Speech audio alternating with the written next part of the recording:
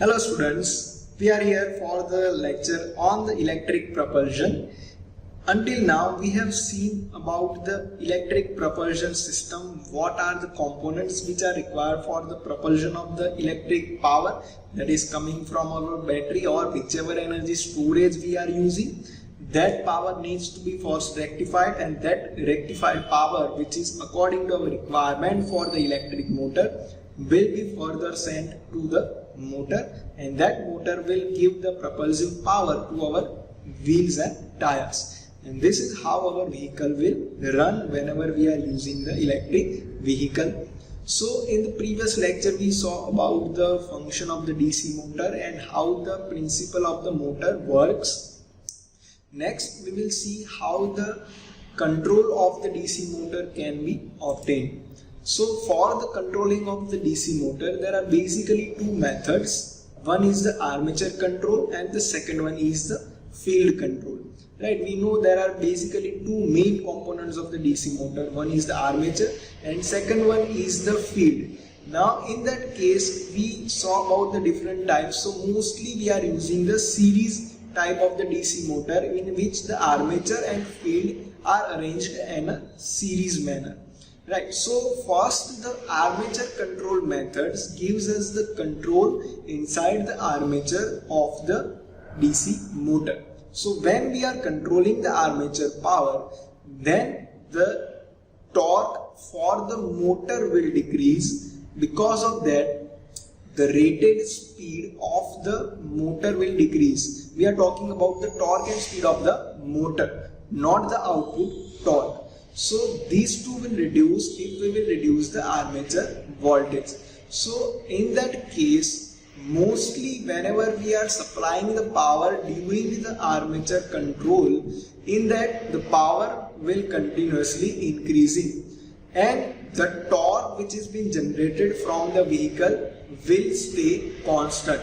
So at that time when the power increases, the speed increases, because torque is staying constant at this method. So up to a base speed or any base speed that we have decided for the electric vehicle, for up to that base speed, the value of the torque will stay constant and speed will increase. So at that time we will use an armature control method. After that, the second method is for the field control. So in that case, the field winding, or we can say the field voltage of the winding, will be varied. That field voltage, or we can say the varying value, will change the value of the torque. At that time the torque will reduce and the value of the power will stay constant. So in that case, what will happen is that during the field control, the value of field voltage, if we will increase it, the torque will reduce, and because of that time the power is staying constant. So when the torque is reducing, the speed will increase. So it is generally working as a normal gearbox, in which we want the higher torque at the start, and after the starting we want the lower amount of the torque, and speed is increased when the gear is increased, which means in the third to fourth gear we want the higher amount of the speed. So at that speed, when we reached that point, we will get the proper control in the DC motor. We can get the combination of these two methods. Up to a base speed we will use an armature control, and after the base speed we will use a field control, that you can see in this figure or you can see in this graph. So this is basically how the DC motor can be controlled. Now the second type is the induction motor drives. Now induction motor has the basic advantage of using a commutator less motor. In the previous DC motor we used commutator, and because of the friction between the brush and the commutator, there is a power loss. So to remove that power loss, mostly the better motors are that one which does not use the commutator. So in the case of the induction motor drives, we are not using the commutator, or we can say that induction motor drives are commutator less drives. So in the case of the induction motor drives, there are basically two types. One is the wound rotor and second one is the squirrel cage. Now the first type, that is wound rotor type, is very costly and it does not have the efficiency or the power which is required for our electric vehicle. So these are not preferred for the induction motor drive. The mostly induction motor drives that we are going to use in our vehicle will be squirrel cage motor. So whenever we are talking about the induction motor, we need to assume that we are talking about the squirrel cage motor, because the first type is never being used in the electric vehicle.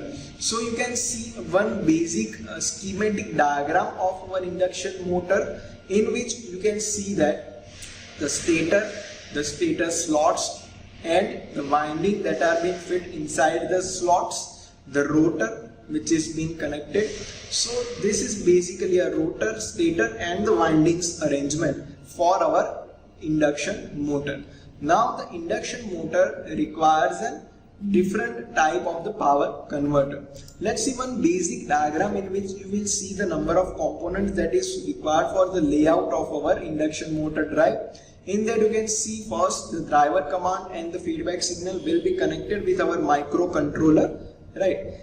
That is further connected with a power converter. Here the power converter is a three-phase voltage fed PWM inverter, right? PWM is a modulator which is required for the inverter power, which converts the DC to AC drive. Then it is connected with our motor, that is our three-phase squirrel cage induction motor, and then further the power is transmitted to our reduction fixed gearing if applied, or to differential gears which is connected further with our wheels. Next is the induction motor drive control. So the controlling of the induction motor is little bit complicated compared to our DC motor. There are basically four methods to control the induction motor. The first one is the variable voltage, variable frequency control, that is known as the VVVF control. Second one is the field oriented control. Third one is the adaptive control, and the fourth one is the sliding mode control. Now from that, the sliding mode control is still on the development and it is better from all the three, but it is still under the development. This is a basic equation for the controlling of the induction motor drive speed, in which you can see N is equal to Ns 1 minus S, that is equal to 60 F by P into 1 minus S, where N is the motor speed, Ns is the rotating field synchronous speed, which is the speed inside the synchronous rotor, S is the slip which is generated inside the motor, P is the number of pole pairs which is connected, and F is the supply frequency, right? So this is a basic equation for all the four methods which will use to control the speed of the induction motor. Now let's see all the four methods with a brief diagram in very short. The first one, before seeing that first one, we will see about the induction motor drives and how the characteristics will be controlled with our controlling methods. So briefly just we will see that there are three basic criteria for our induction motor drive. The first one is the constant torque, the second one is the constant power, and the third one is the high speed criteria. During the constant torque, you can see that until the vehicle reaches to its base speed, torque stays constant. After that, the power is kept constant and the torque and speed is distributed according to the requirement. And the last is the high speed, in which again the value of torque will reduce and the speed value will stay as it is being shown. The speed will increase as the torque decreases, as we all know. So in this case you can see there are basically three regions for the induction motor that needs to be controlled. The first one is the VVVF. In that you can see that the voltage versus frequency is controlled in the case of the VVVF controlling technology, in which the inverter and induction motor is connected and the external torque is applied. It is connected with our motor, speed is giving the signal to our controlling system. Second is the field oriented control. So it is a bit complicated compared to our VVVF technology as well, and it does not give us the required amount of the controlling that the further controlling, which is an adaptive control method, gives us. In that you can see the components that is being separate from the previous method is the flux and torque components of the stator current. So the stator current which is coming from the vehicle, the flux and the torque components gives us the feedback. From that the controlling is obtained by the help of the sensors. Next is the adaptive control. In the case of the adaptive control, you can see that model referencing method is used for the adaptive control. You can see that reference model has been shown. Also the decoupling control has been given to our motor. The adaptive control gives us the situational control requirement according to the load conditions on the vehicle, according to the different situations or the vehicle facing. The adaptive control gives us the function regarding that. So this was the basic controlling methods, and the last one was the sliding mode, which is still under the development, and it is even better compared to these three methods, and it gives us the precise controlling of our induction motor. Right, so these are the controlling methods. In the next lecture we will see further two motors in a brief. Until then, thank you so much.